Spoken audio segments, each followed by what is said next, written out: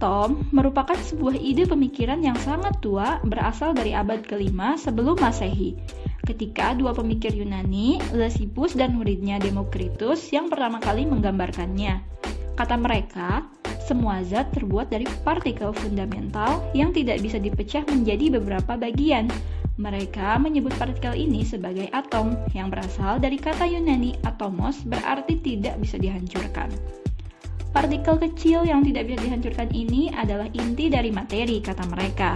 Dan setiap elemen seperti emas, perak, hidrogen, dan seterusnya hanya terdiri dari satu jenis atom. Teori ini bertahan selama berabad-abad hingga awal abad ke-19. Pada tahun 1803, John Dalton, seorang ilmuwan Inggris yang telah lama berkecimpung di dunia meteorologi, mengamati komposisi udara dan menemukan bahwa gas-gas bergabung seolah disusun oleh partikel-partikel individu.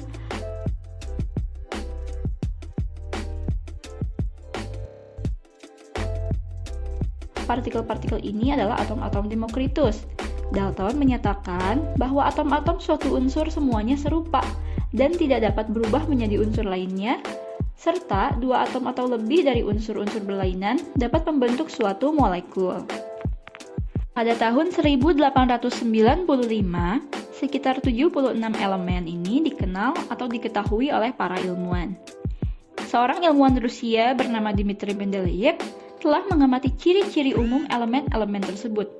Mendeleyev juga menyusun elemen-elemen itu berdasarkan berat atomnya. Dia menyebutnya sebagai tabel periodik unsur, yang hingga sekarang masih digunakan walaupun ada beberapa perubahan.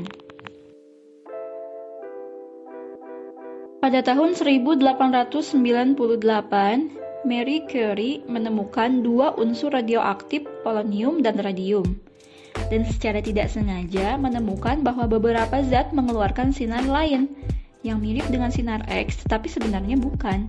Gejala ini adalah sebuah gejala atomik unsur yang disebut keradioaktifan.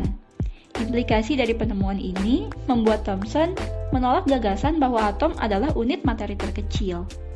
Pada tahun 1904, Thomson membuat revolusioner baru tentang atom yang kemudian dikenal sebagai kue kismis.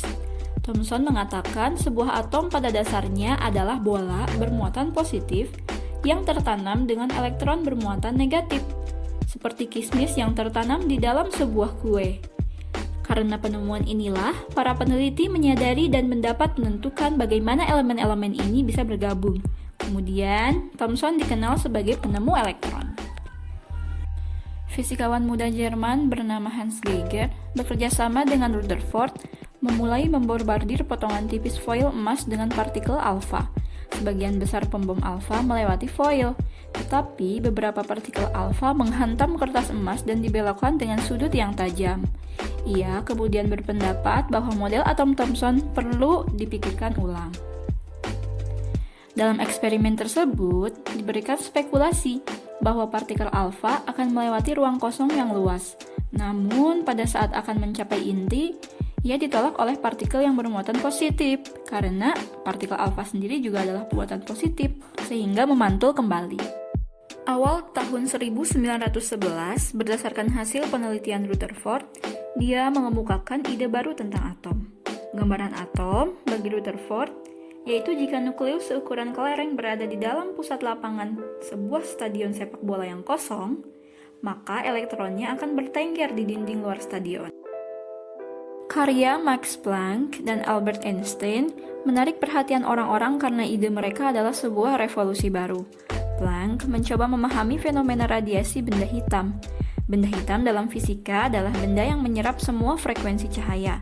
Semakin panas objeknya, semakin banyak radiasi yang dihasilkan. Setelah beberapa tahun, Planck mengatakan energi tidak berada dalam satu kontinum, tetapi dalam bentuk diskrit atau partikel kecil atau paket. Dengan kata lain, Planck memecahkan masalah radiasi benda hitam dengan mengajukan partikel bergetar itu dapat memancar hanya pada energi tertentu.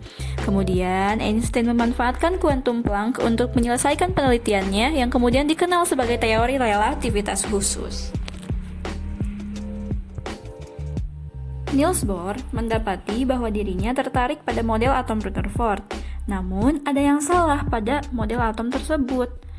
Berdasarkan penemuan inti, ia menggambarkan model atomnya sebagai miniatur tata surya. Selanjutnya, Bohr berencana untuk menguji prinsip kuantum sebagai cara menjelaskan apa yang terjadi di dalam atom itu sendiri. Dengan model atomnya, Bohr menjelaskan bahwa jari-jari orbit elektron ditentukan oleh konstanta Planck. Itu berarti jumlah energinya juga tetap. Sebuah elektron dalam orbit dasar yang stabil yang disebut Bohr sebagai keadaan dasar, tetapi jika energi ditambahkan ke atom dengan dipanaskan, maka elektron akan merespon dengan melompat dari satu orbit ke orbit yang lain, dan ketika itu terjadi, maka akan mengubah status energi. Jika panas diubah lebih tinggi, elektron akan melompat ke orbit yang lebih tinggi. Jika didinginkan, elektron akan melompat ke orbit yang lebih rendah, atau orbit yang lebih dekat ke inti. Bergerak ke orbit yang lebih besar akan menyerap energi, bergerak ke orbit yang lebih kecil akan memancarkan energi. Ketika energi tidak lagi ditambahkan, elektron akan kembali ke keadaan dasarnya.